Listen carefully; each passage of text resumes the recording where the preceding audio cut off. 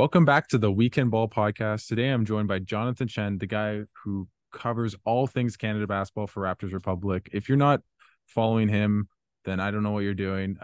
Thanks so much, Jonathan, for coming on. We're going to be doing a bit of a post cast after Canada beat Lebanon. I don't even remember the score. What was it? 128-73. Is that, did I recall that correctly? Is that 55 points? I that must be a Canadian Yes. record in a big tournament. Actually, they almost beat Jordan they beat Jordan by 60, right? Last time. Oh my God. I'll try to In find they this 2019. yeah, Oh 2019. yeah, I don't remember. Yeah. Thanks so much, Jonathan. I'll Google that quickly. Jordan versus Canada. But just for you, Jonathan, what were maybe your main takeaways? It was, of course, going to be a one-sided affair. Mhm. I'm not that surprised. I don't think you are Yeah. at the score line. But what are some of the things you take away from a game like today, where Canada just shot the ball so well and played as a team and was collective, and what was it, 44 assists, the most in Yeah. 30 years almost. So yeah. Yeah, I think like what you said about like the kind of playing together as a team. I think it was like 44 assists for like 50 field goals or something like that. So that's Hmm. like a ridiculous kind of ratio for assisted to unassisted baskets. Um, and yeah, I think the main thing that jumps out is definitely the shooting. The 3-point shooting was kind of iffy against France. Um, and I know a lot of people were kind of worried about that heading into the game, more into this World Cup, but I guess like the shooting variant swung um, or it, corrected itself today. I mean, it is Yeah. such a bad opponent. No offense to any Lebanese. I love Lebanon. I've been there, and also just Ottawa, where I live, has so many Lebanese restaurants and people. So, but yeah, it was a really, they just were not good. I watched them against Latvia. I'm not surprised that this was the score line, but at the same time, if you get open shots, you have to make them.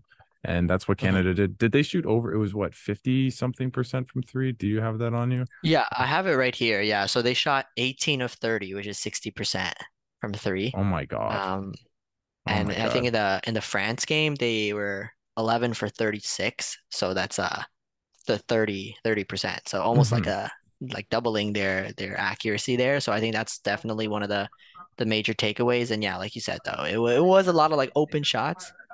And so like I don't know if we can really take away like, oh, this team is good at shooting, for example. No, Because yeah. I think a lot of them felt like kind of practice shots where they had so much time to kind of set their feet and then shoot the ball. Hmm. And I think kind of like a more like kind of niche thing is at least I saw Canada played a couple possessions of zone defense, I saw that too. um, which I know has been kind of a topic of conversation with like how Jordy's defense has differed compared to like Nick Nurse's defense, which was Hmm. always kind of like this crazy, frantic, we're gonna change this scheme to this scheme.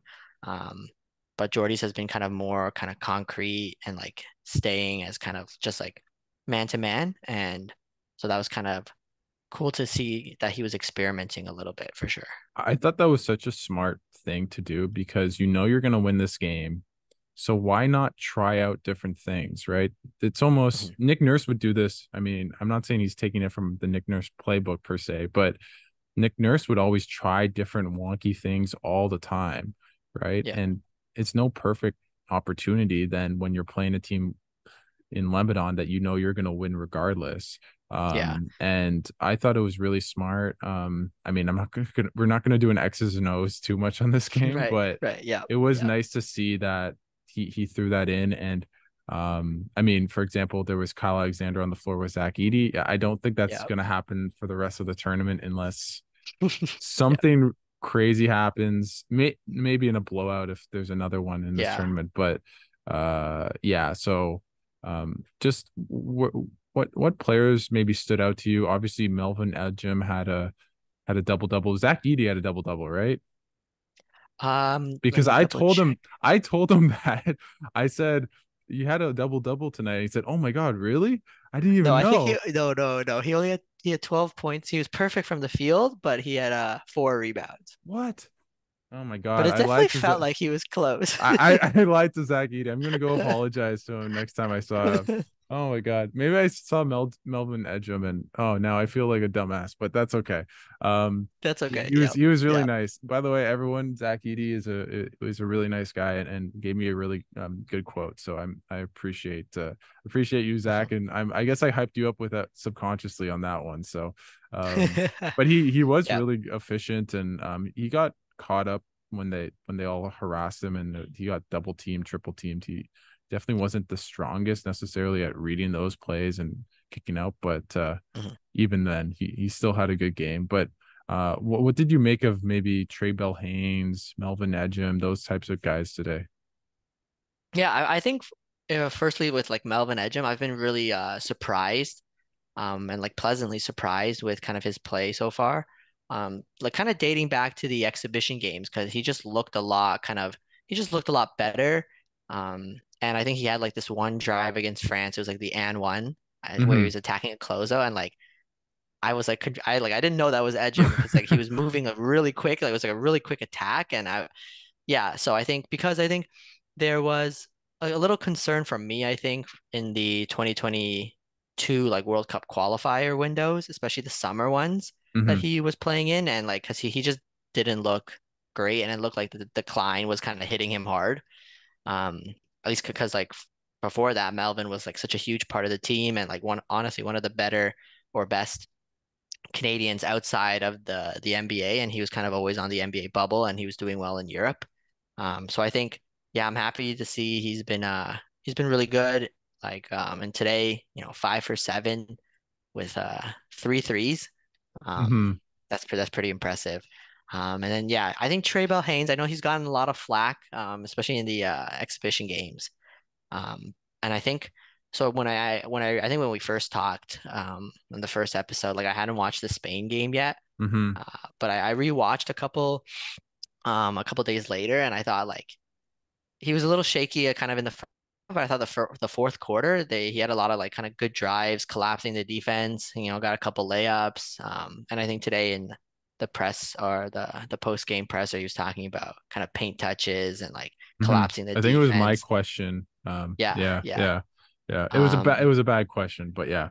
no, I no, th no, no, no. no. It's because I thought I was asking Jordy a question, and then they said Oh, Trey, right. and then I said oh, and then I just made something up. But No, I thought it was good. I thought it was yeah, good. no, but no, I really agree. What I find was interesting. I don't know if you picked up on this because you're the X's and O's guy and the guy in the film room and everything. But I found throughout the friendlies, not really the France game because they only played maybe that stretch end of the first quarter, a Hmm. bit of the Hmm. second, but I found the bench unit got better as the game went on.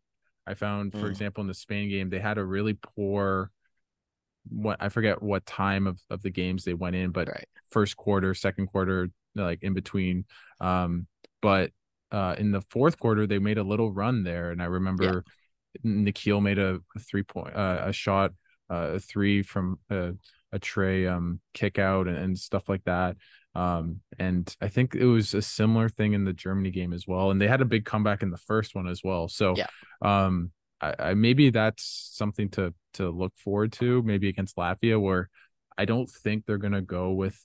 I don't know what you think, Right. Jonathan, but I don't think they're gonna go with just as small a rotation as they did in the France game because I don't think it's do or die comparatively to Hmm. that France game where maybe all the marbles are on there. So Right. it's Right. probably going to be not a Kyle Alexander, Zach Eady on the court same time type of game, but maybe not a Trey Bell Haynes 3 minutes or whatever Mm. the case was in the France game. But um, how have you liked Brooks? Because I believe you tweeted about it, and Yeah. just maybe talk about how good he's been for the team in the friendlies and now at the FIBA World Cup. Yeah, sure, sure. Yeah, I think Blake Murphy, he had the tweet about like, oh, FIBA updates like the photos Yeah. pretty live. And then I clicked on it and then I just saw this one with like Brooks like praying before the game started. And I thought it was like fitting in so well with because I know there was like a lot of concerns and Witt had some concerns about the shot selection, especially after what we kind of saw like efficiency wise in the playoffs. Hmm. Um, but yeah, I think exhibition games. he's been like really good. He's really like reeled it in, kind of like the shots. Like I'm sure he'll take a couple bad shots here and there, but He hasn't. He really yeah, like in the he actual games, yeah, yeah, in the he's been friendlies he he did. In the friendlies he did a couple, but mhm, even then it was one or two a game. It wasn't yeah, anything egregious. yeah, exactly. Yeah. Yeah, and I think right now he's missed two shots so far, from the field in the two games, against Lebanon and now against France, or France and then Lebanon. And yeah, and I think everybody saw it with like how he was defending Fournier. He's Oh, getting into guys and his point of attack defense, and he's really physical.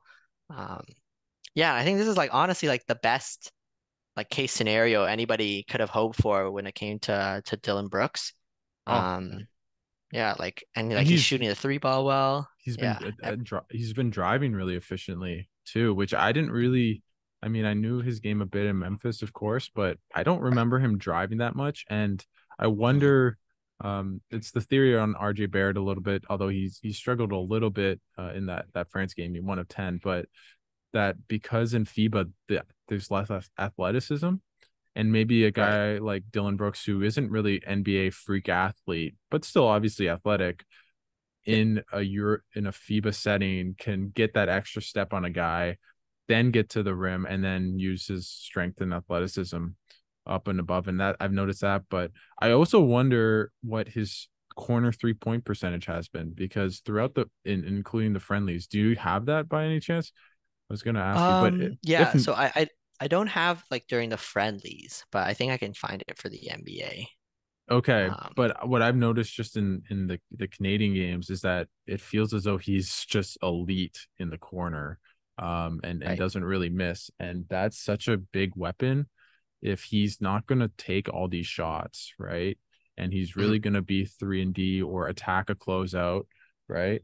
Um, that really allows just Canada to use him as almost that fifth starter. Maybe it's fourth Yeah. because of Powell, but if you're just talking about the starting unit, but just a low usage guy, but really good shot selection. It's just it's so weird. I don't know what happened. Maybe it's he got the bank in in Houston and he Yeah. says, well, now I want to win.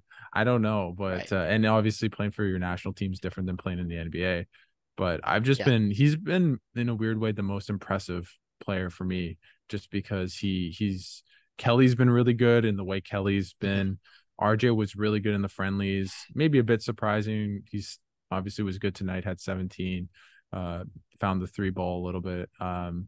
But just and obviously Shea in that third quarter is Yeah. why Yeah. people got so excited for Shea being at the World Cup. But the fact that Brooks has just been a revelation, honestly, might push this team into where you think, oh, they have that other guy who can score a little bit, who makes Mhm. right decisions, who brings the defense, or brings defense.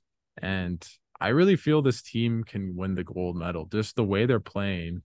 I'm not saying they're going to win, but Right. that Right. that France game, I don't know what you thought about it, but I just thought, whoa, that looks like a team that can beat anyone in this competition on any given day. Um, I still think the US are the favorites. At the Mhm. same time, Shea is better than anyone on that USA team. Right. Yeah. Um, and I do think they've constructed a really good team for FIBA, just with Jaren Jackson, Kessler. They have a lot of playmakers and shooters, Halliburton and Reeves. But Yeah. if you just say, okay, well, you're just playing the top guys, the seven NBAers and Kyle Alexander or Melvin Ejim, right? And you're really just playing your NBAers. The talent disparity between those top between Canada's top seven and USA's top seven isn't really that dramatic. And Canada has the best player, right? Yeah. So I just I just think if it is a game, if it's the semis or final or whatever, that Canada really would have a really good puncher's chance in any game. And anyways, maybe I got sidetracked, but what are your thoughts of just what I've just said? Right. Yeah. I think I'll just like jump in with so I just searched up kind of Dylan Brooks's Mm-hmm. 3-point percentages. So like for his career, he's at 39.6 from the left corner.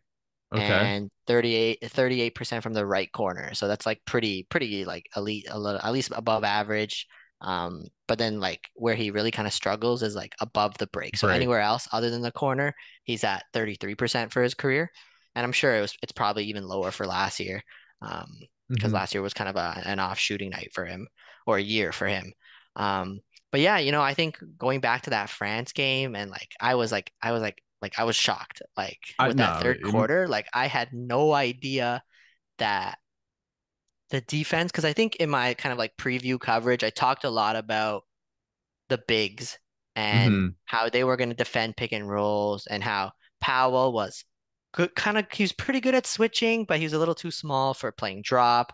Olynyk had some, athletic limitations and Edie as well, of course.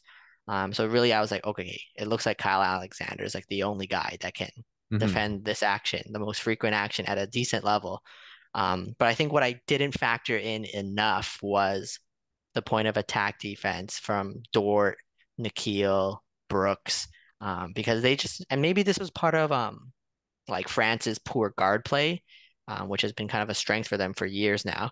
Um, but yeah, like I think DeColo was pretty good in like kind of off-ball scenarios most of the time, except for like the beginning of the game where he got like those two baskets at the Hmm. beginning. And that was Um, scary. I was thinking, uh-oh, yeah, here we yeah. go again. Right. The Yeah. 7-0 start was definitely a little put me a little But then unease. Brooks, yeah. Yeah. Yeah, and I think so the French guard play was kind of Okobo wasn't that good, and I think that really allowed Canada's kind of perimeter defenders to really harass um, ball handlers, get physical with them, kind of blow up screens, and so I think yeah, like that defensive performance, especially in the third quarter, was just absolutely ridiculous. Like Canada looked like one of the best defenses in the world for that quarter and that stretch. And if they keep playing defense like that, like I don't see how they aren't kind of making a deep World Cup run. And I know I've always been like kind of a more pessimistic person, just in case. Um, but yeah, like honestly, like the defense was absolutely fantastic, and Dwight Powell held up really well um, in the pick and roll defense and kind of dealing with Rudy Gobert's size, which I think was one of my biggest concerns was, okay, Dwight Powell is good, but he's 6'9", 6'10", and he kind of looks like he's not like the big bruising big, but he Hmm. was fantastic, kind of playing in drop and like deflecting the ball whenever it was kind of bounced in between like where he could kind of get it. Hmm. Um, yeah, so I think, yeah, basically, I think this team definitely has eased a lot of my concerns. And yeah, I wouldn't be surprised if they kind of make it a really deep playoff run, or not playoff run, World Tournament Cup run, yeah, yeah. tournament run. No, no, I know what you mean. Um, yeah, and yeah, when it comes to like facing the US, yeah, I think, still the US is still obviously the favorite in a game like that.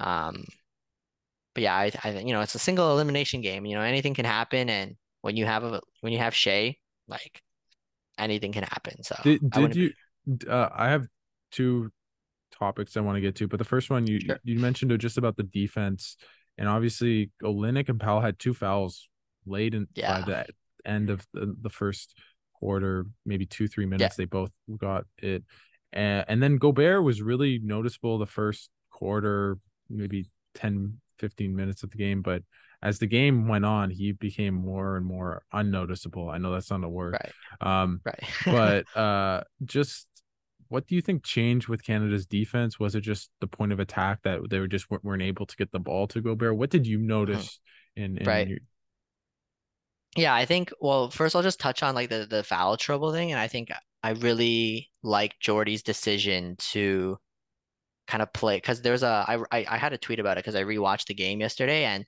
there was a time in this like at the end of the second quarter where I think it was like 2 or 3 minutes left in the first half, Mhm. and Jordy subbed Olynyk back in at the five, guarding Gobert, which kind of seems like a really tough ask given that Olynyk already had two fouls and like he was at risk of picking Mhm. up the third. But I think that's the thing with like foul trouble that has always kind of irked me with like coaches. It's like yes, you want to kind of keep your player available for later on in the game, but by resting them for so long, you're kind of punishing yourself more. Mm-hmm. for like them being in foul trouble and you're taking your best players off the court for extended like a periods of time. And he did the same thing with Brooks as well in the third quarter. I think there was like 5 or 6 minutes left in the third. Brooks had already picked up his third foul like early on in the quarter, and he just played Brooks for the Mm-hmm. rest of the quarter and trusted him. So I think that was pretty interesting to see, and I kind of like that decision. But in terms of kind of Gobert, I think in the second quarter he had a couple possessions. I think there was one where he kind of spun and like he just lost the ball and it went off the Mm-hmm. backboard. Um, but yeah, I think the defense, the point of attack defense, I think the French guards weren't really kind of hitting Gobert a lot. And as he was rolling, like I think there was like that one pass in the third quarter, um, where he kind of caught it and then he just like went around Powell. Mm-hmm. But yeah, like aside from the one dunk where he was getting guarded by like Olynyk and Powell, like I don't think Gobert really um like was effective on the offensive end in terms of Mm-hmm. scoring. Like they just weren't looking for him and they didn't get him the ball when he was rolling to the basket or kind of a lot of lob situations. Mm-hmm. And I think defensively, like he was like obviously fantastic as he always is, just plugging the gaps and just like basically deterring any Canadians from kind of driving to the rim. And I think that's why we saw one of the big adjustments, at least for Shea, at least, was just getting early offense in the third quarter, kind of pushing the ball. And Jordy, I actually had like I clipped it, but Jordy was there was a possession where like Canada got the rebound and Jordy's like jumping up and down on the sideline, telling them Yeah, like to yeah, no, push, no. push, push. Yeah. Um, and so I think that's kind of what I think Canada's game plan was. It was, gang rebound, box out Gobert with multiple people, bring four to the ball on the defensive glass, get the ball, and then just run it as fast and like as quickly as they could down the floor before Gobert could camp in the paint. And I think it really helped Shea, for example, because a lot of his misses and shot attempts in the first half were kind of against a set defense. And I think all of his field goals came when it was like in semi-transition or Mm-hmm. transition. Because In the first so I quarter, think that the was in one of the big things. Yeah. yeah, no, in the first half, I forget exactly, but they were both transition buckets. I think one was a dunk or a Yeah. layup in transition, but they weren't Yeah, they it weren't was the Euro, like the yes, fake that's Euro it. one, Yeah. and then there was when he like poked it away, and then he got the breakaway dunk, and then the other 2 points or two of the other points he scored was like on he drew this foul when he kind of was driving, and then it was like Mm-hmm. semi-transition. So yeah, I Mm-hmm. think definitely trying to beat Gobert down the floor and like neutralize his rim protection and by like just going before he gets there was definitely a game plan. And they did it really successfully in the third quarter. And that's like something that also like by getting so many stops as well, like that just feeds into, being able to run out early, push the ball up, and it's like this like positive feedback loop that just keeps going, going, going, going, going. Um, so yeah, I think Rudy, I mean, he was like what minus 18 or something at the end of the Mm-hmm. game. So like he was still like fantastic on the defensive end, but I think Canada found ways to attack. No, that's interesting. And with Shea, right? The fact that his mid range was so good, Mm, especially in that second um a half and the third yeah, quarter to be specific, it eliminates Gobert because he was just saying, okay, I'm just gonna get to my spot at the elbow or yeah, wherever the case may be, and Gobert has nothing to do, can't do it and anything about it, right? Unless they double him there, but that doesn't really make a lot of sense. yeah, And that's not yeah, really what teams tend to do.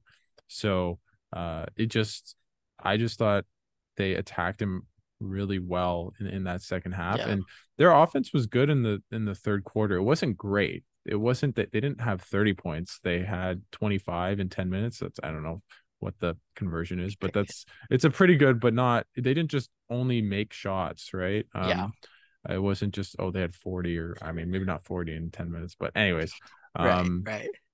but it was just phenomenal to watch live. The crowd was so into it. I thought the Dylan Mhm. Brooks MVP chance, I almost fell off my chair. It was just so unexpected. And I'm not sure what they were doing. If it was a there was some sort of Right, right. boo chant that they were doing when he got it, the ball earlier in the game. And then he's hitting free throws and it's Yeah. MVP The two Dylan dunks, the two Brooks. dunks made him Uh, a fan favorite. yeah, I know, but as I just he's just it's that third quarter I just made me, and I'm sure you as well, someone who's cared about this program, who's written about this program for so long, just thinks finally it's arrived.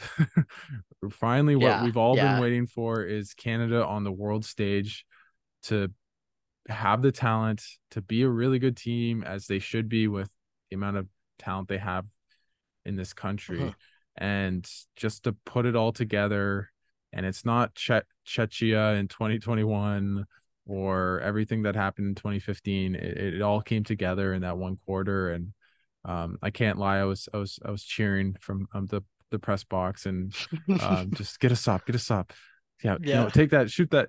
Oh, yes, yeah. so I wasn't as maybe objective and journalistic as I should be on those cases, but it was just phenomenal. And Yeah. I really, that quarter really changed how I see about this team. But I also felt it was almost coming to some extent, not maybe not 25-8, but that they maybe increased the lead just because they weren't making any outside shots and they were winning. And I thought that Yeah. was just a telling sign. Did you feel that way, that maybe not that they were going to win the quarter 25-8, but that they really had survived that French, the French in the first quarter, in the first half? Yeah, And I think the fact that they were up when it seemed like so much was going wrong for the team exactly. was definitely encouraging.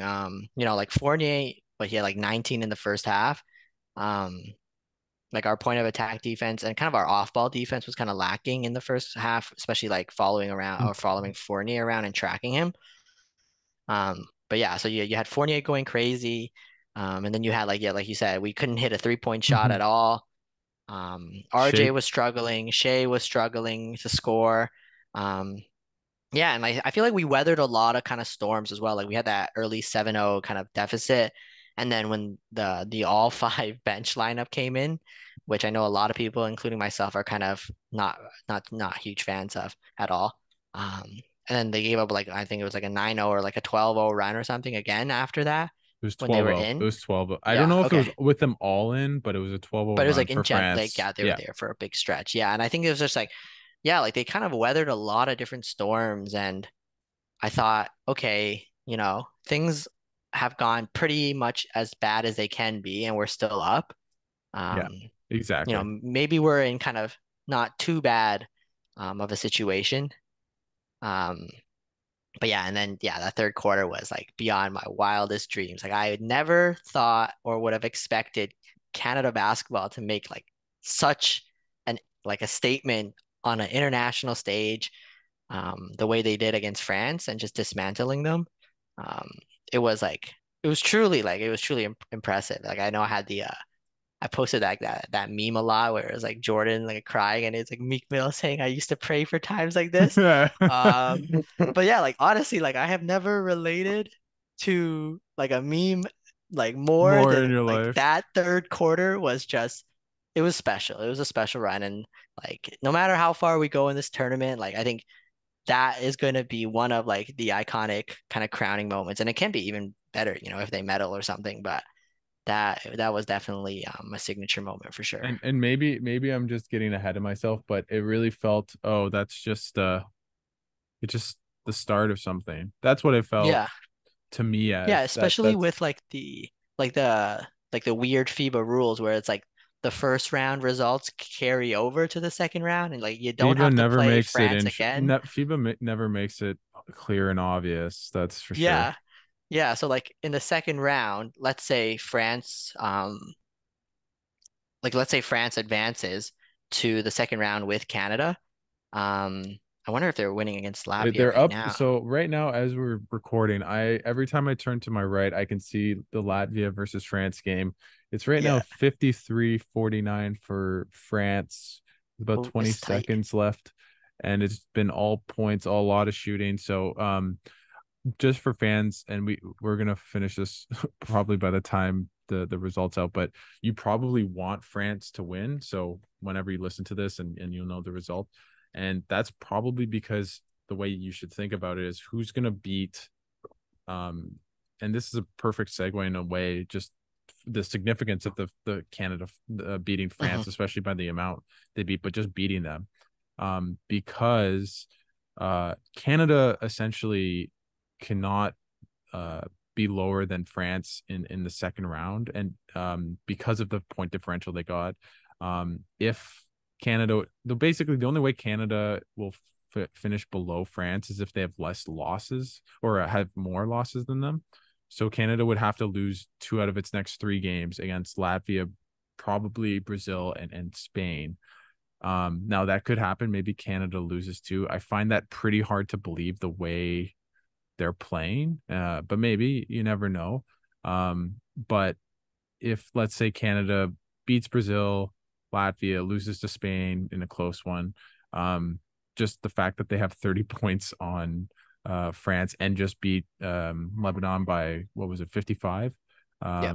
It's almost basically that's a 60 point differential France has to pick up, which I just do not see them doing. So you probably want France, who's I think is a better team than Latvia, to be playing a Spain, to be playing a Brazil or whoever.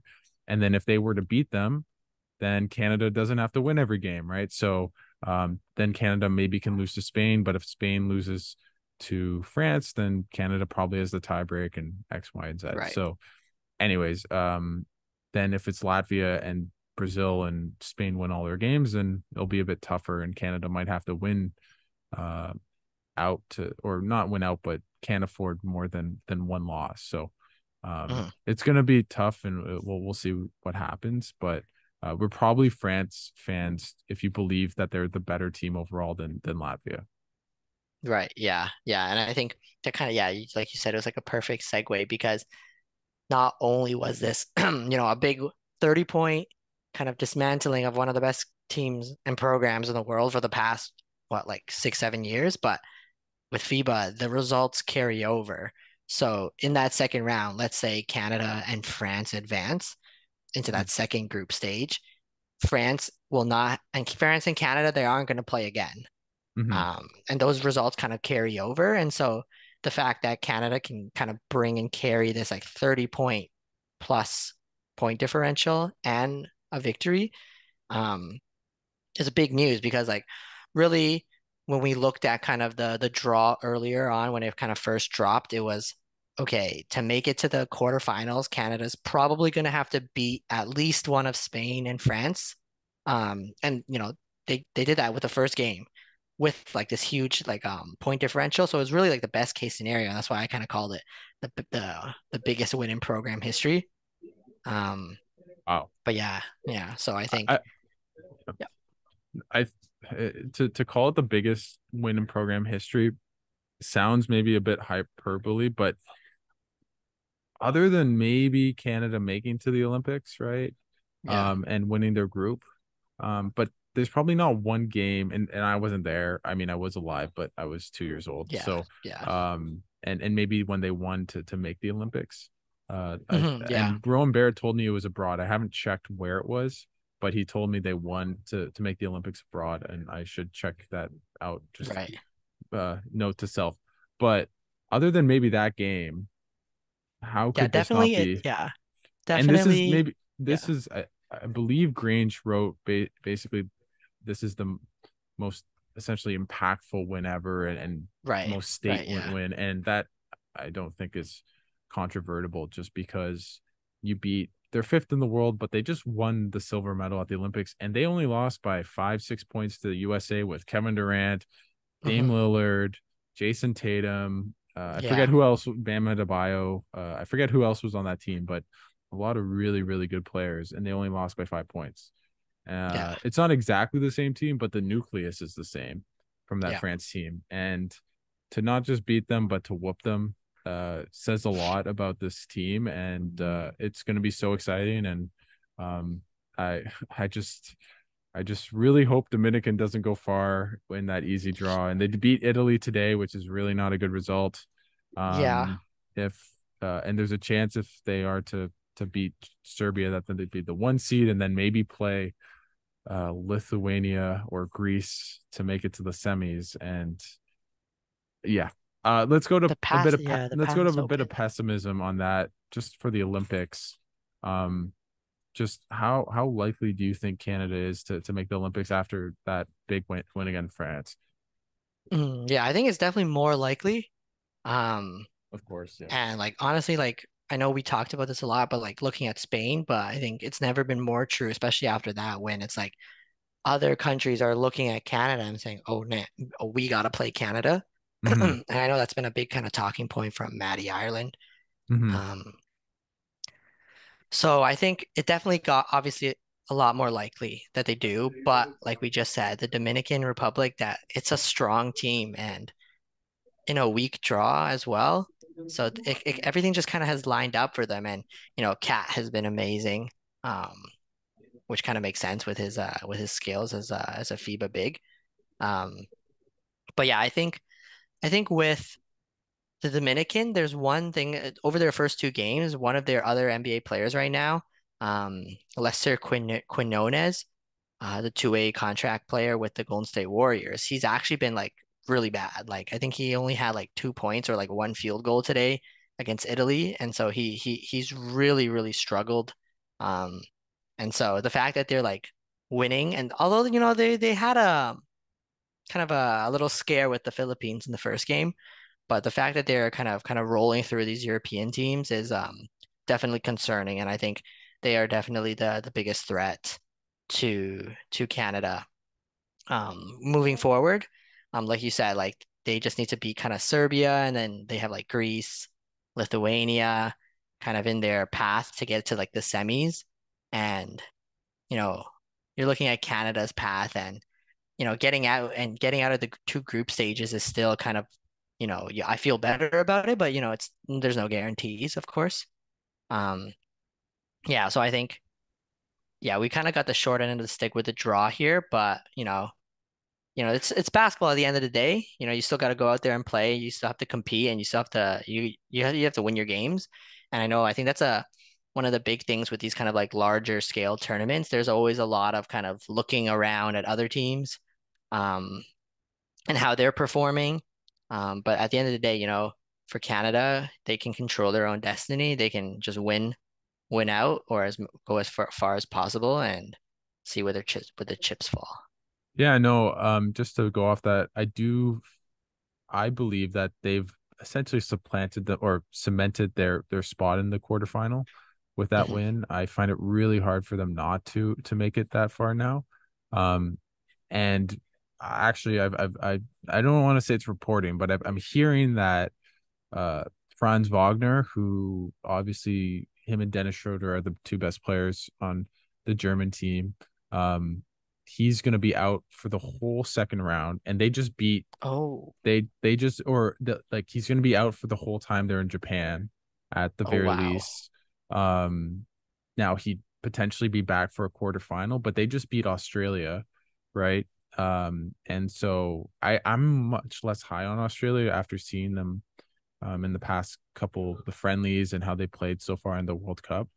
They're also having their coach seems to be playing weird players, Right, just in right. terms of their front court's very weak. Yeah, And Witter was talking to me obviously off air, and saying that that might be a benefit for Canada because guys like Shea and RJ just get to the rim, unlike playing against France, where I truly believe that's why RJ had a bad game. It's just right. Rudy Gobert's right there, and that's his kryptonite in terms of just in the FIBA game. Um, but in a weird way, I'm not saying the draw's breaking for Canada because they still have a way tougher challenge. And maybe they Hmm. play Slovenia, but I don't think Slovenia is as strong as 2021. Yeah, And if they play Australia or Germany without Wagner, I really like their chances. I know on a previous podcast I said that Wagner or that Germany is my number two team in this tournament. Obviously, right, without Wagner, I changed that. They're not. right. And if he comes back and he's 100%, who knows? He might be more closer to 75. Um, Mm. but in a weird way, I feel as though the draw is breaking a little bit. But there's a chance Canada might need to make the semis and maybe has to beat the Dominican in some way. Right, to like, right. okay, and they look very good. I was watching their game today, so and they just have such an easy draw. So everyone becomes Serbian fans in the second round, and whoever else comes out, I forget who's in Serbia's group, I but think it's China or Puerto Rico. Well, yeah, I'm gonna it's be just, cheering for and China, but yeah. it's just terrible. It's Puerto Rico and some other I think South Sudan, yeah, I that's it. think. That's it. I Yep. think. I believe that's And they so. have a couple So nat or just not think about, naturalized, but I think they have a couple Canadians on the roster as well. Like Mariel yeah, Shayok and yeah, Ottawa Emmanuel guy. Ako. He went to anyone from Ottawa listening. Went to St. Pat's. I never played against him. He was 2 or 3. He was about 3 years older than me, but I played against St. Pat's, and that's basically, at least I don't know about now, but when I was in high school, about 7 years ago, that was the most dominant team. Okay. And yeah, you mentioned, is it Akut? I don't know how you pronounce it, but Yeah, he I'm went not to sure. Arizona, right? I Yeah, he believe went he to Arizona and then he kind of transferred and bounced around. And I think he was at Boise State that or like sounds right. Western Kentucky as well. But he was on the Ottawa Blackjacks this season. Hmm. When I went to the Scarborough game for the CEBL, but he wasn't dressed, so like he wasn't Yeah, like I didn't. playing. He didn't play. I went to a game this summer and he wasn't there as well. But long story short, just I I believe before the tournament that Canada would need to make the quarters to make the Right, yeah, Olympics. I feel much less confident about that, but I also feel way more confident that they'll at least make the quarterfinals. So right. glass half full, half empty. I don't know how you want to go about It's it, but both. it's both. It's great on one side, bad on the other. Yeah, There is a chance, though, basically, if Serbia were to uh, beat Dominican, almost for surely the U.S. would play Dominican in the quarterfinals.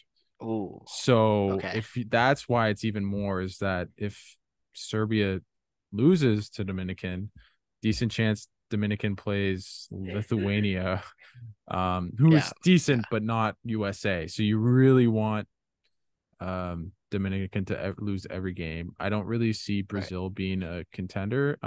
They are a good team. They lost Neto, which really sucks. I was talking to some of the reporters, and obviously pretty devastated. He tore his, Yeah, I believe it was patella, um, hmm and that just really sucks. But so I really think if you're looking at just Canada making the Olympics, you have to look at Dominican as your team to follow and watch as uh just with as much intensity as I am to those yeah. games compared to maybe Canada games. I think I was definitely more invested in that game than Canada's game today in a way, just Today, because yeah. I knew it was going to be a blowout. But is there anything else, Jonathan, that you want to hit off before we maybe Yeah, sure. I guess I have a quick question since you're in Jakarta and I know I saw your tweet about asking the question, but do you know like anything if like with like the Lou Dort soreness injury, is it like just vague soreness or is it like maybe something else? So he was walking normally because he was on the bench, and actually I had a he there's a mix zone for people who don't know, and then there's a press conference after games, and all the players walk through the mix zone, and you basically have to convince them to talk to someone. So it's a bit harder. For example, today RJ and Kelly and Zach took some time. Melvin Nejum did as well.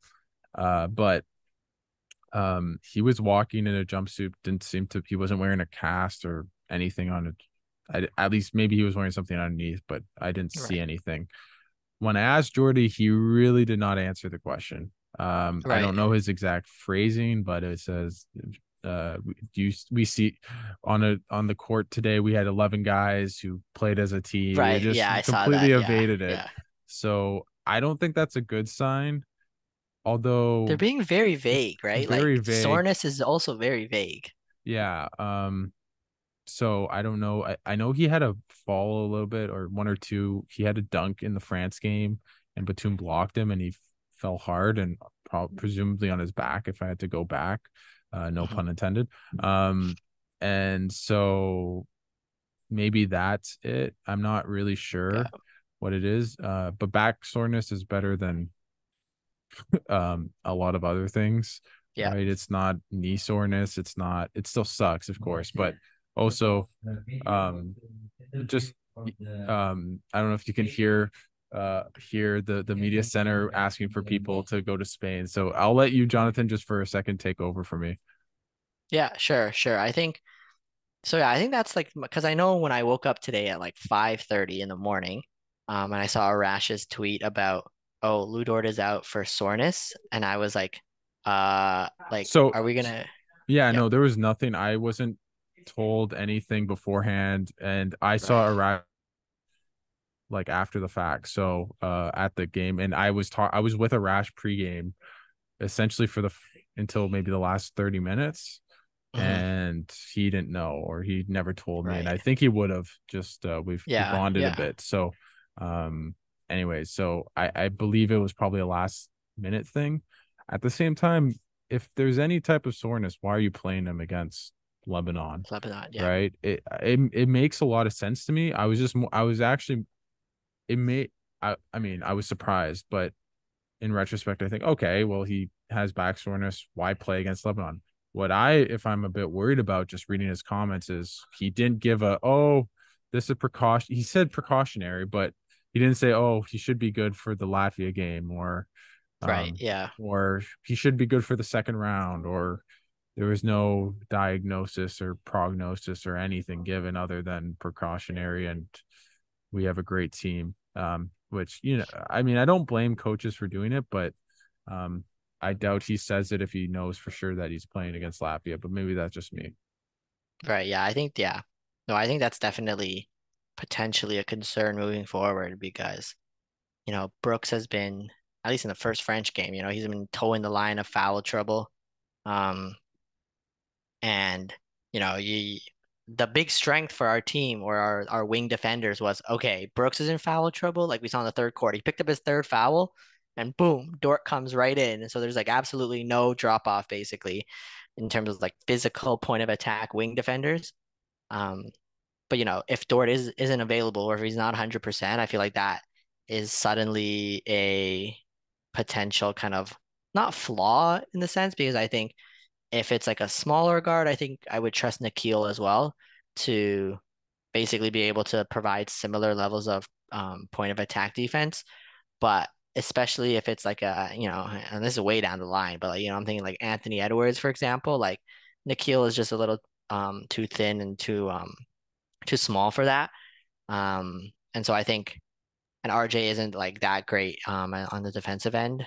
So I think that could potentially be something that if it is like a legitimate injury and it's like kind of lingering, I think that would be one of my concerns moving forward.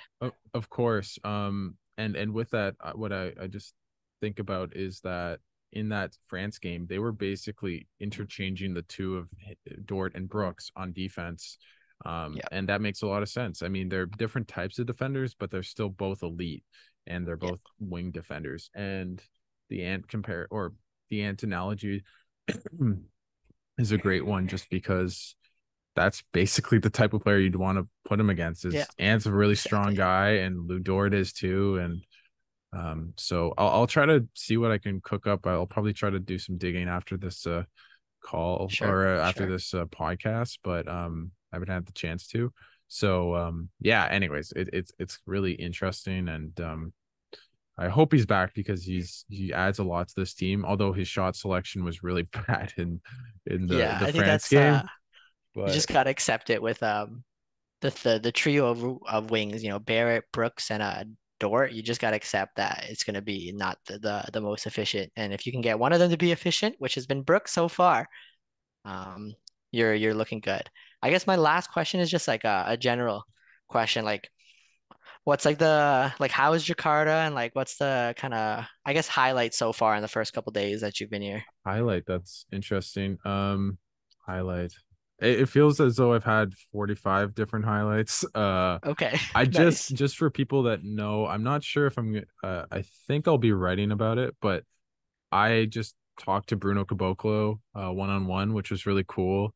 Really nice guy. It wasn't very long. It was just after practice for about 5-10 minutes.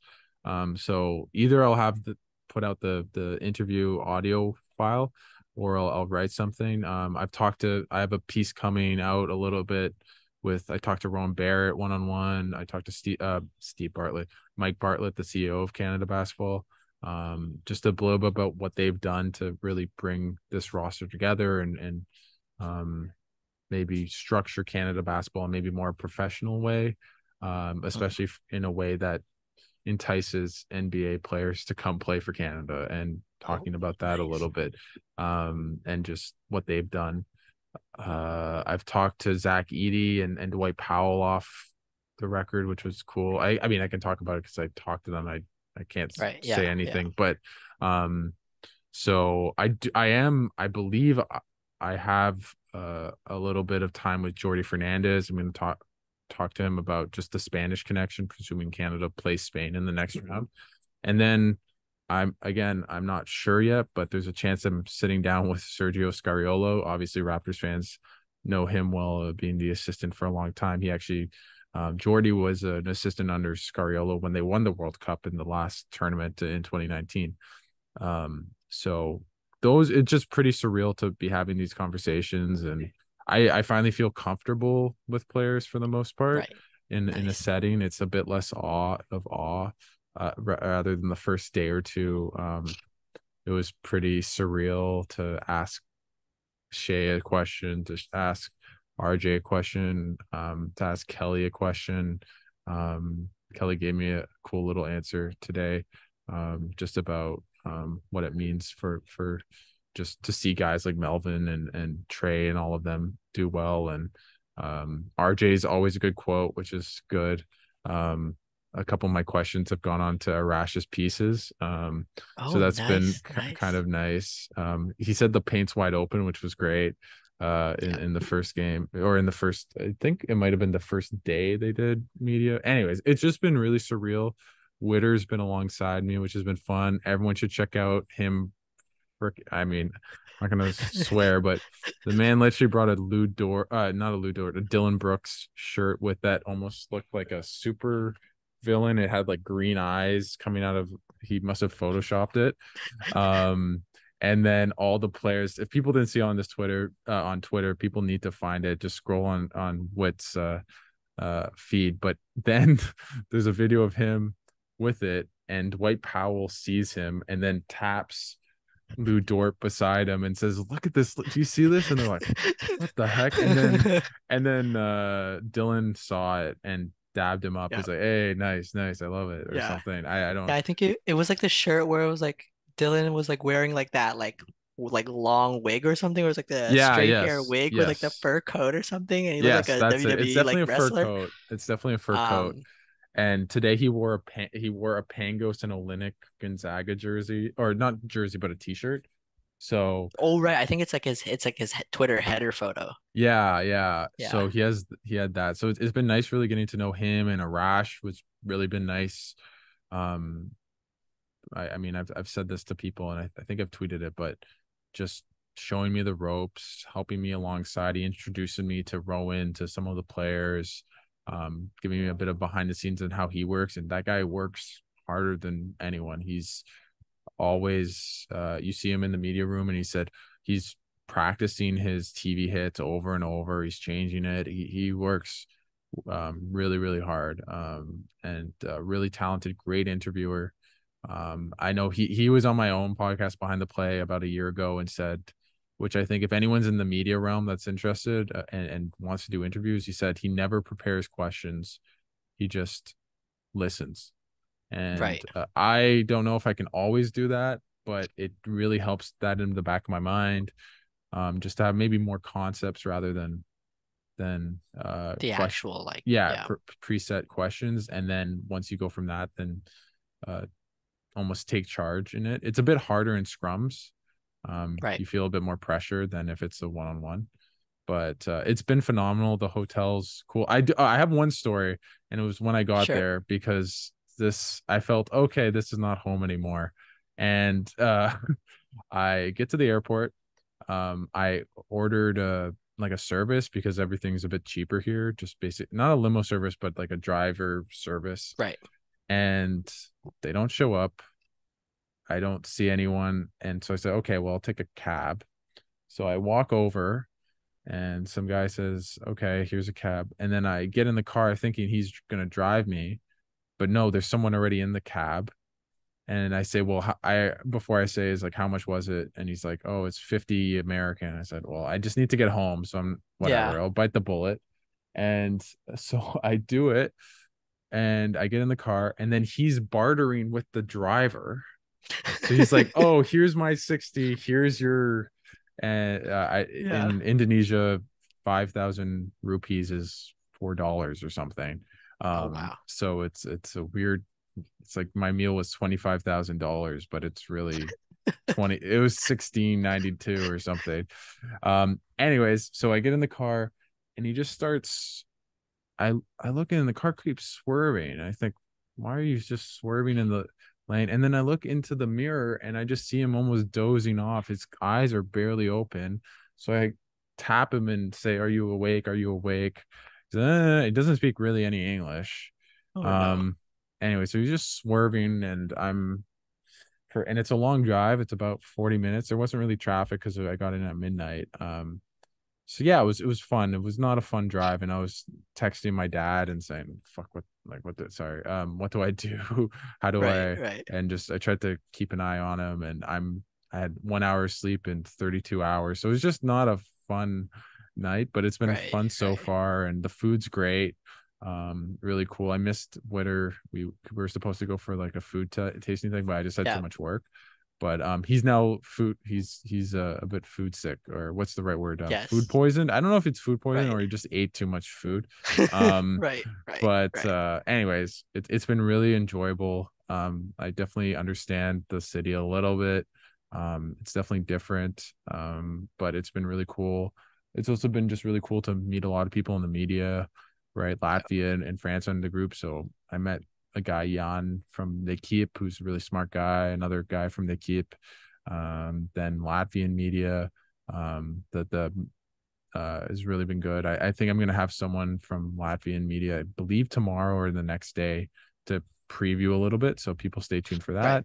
that. Um, and yeah, just I don't know what else to say other than it's been a dream come true. Being in the press row is really cool. Not what I expected.